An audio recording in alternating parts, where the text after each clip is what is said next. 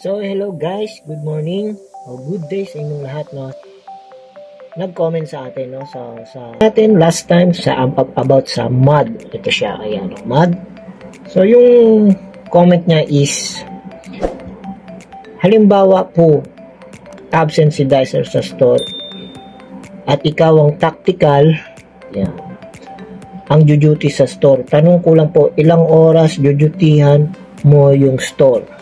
Yan. So, sagutin natin yan. Intro muna tayo.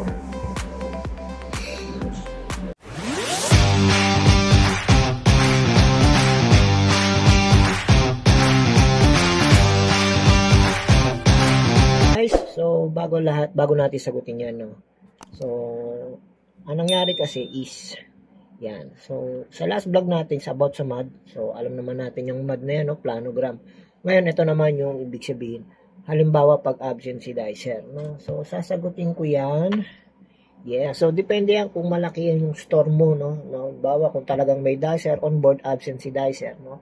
So, halimbawa, katulad na lang ng mga malalaking store, MOA, market, yung mga big store na yan, so mga malalaki si Dicer at nagpaalam si Dicer na absent siya. Tapos, kung okay naman yung store, so, umabsent siya dahil okay naman yung store. Siguro baka meron din naman siyang emergency kung bakit siya absent, di ba? So, pwede naman. Jujutihan ko siya. Dadaanan ko siya. Jujutihan ko siya. Siyempre, make it sure na daanan ko siya and then forwarding stocks. Tapos, magdi-display. So, hindi kailangan tumagal ng oras. Kung kinakailangan naman, tatagal ng oras if ever na may bisita na darating, no? So, kung absent si Dicer, kung jujutihan ko siya, daanan ko siya, yun, pwede. Pwede po si Tactical Commando, si Tactical Merchandiser. So, kung ano yung pwede natin gawin, so, check of stocks, display, forwarding of stocks, price, lahat. So, yun lang. So, bibisit tayo, 1 hour to 2 hours, pwede, no? Kung maaari lang, yun. So, kung tactical, si Tactical po ang pumupunta. Depende. Kung sinabihan ka ni coordinator o FS mo, field merchandiser supervisor, di ba? O field supervisor, no? Pag sinabihan kang daan ka muna sa ganito, sa MOA, kasi may bisita tayo, yun. Pwede mo siyang dutihan siya ng 2 hours, 3 hours, 4 hours kung kinakailangan. At kung may bisita, si Tactical po ang pumupunta. Yan. Diba? So, nasagot ko na siya. Yan, kung ilang oras, at nasagot ko rin siya kung ilang oras. 1 to 2, 2 hours, 3 hours, 4 hours kung may bisita. So, shoutout sa'yo, no? So BHHT, no? So, yun lang po.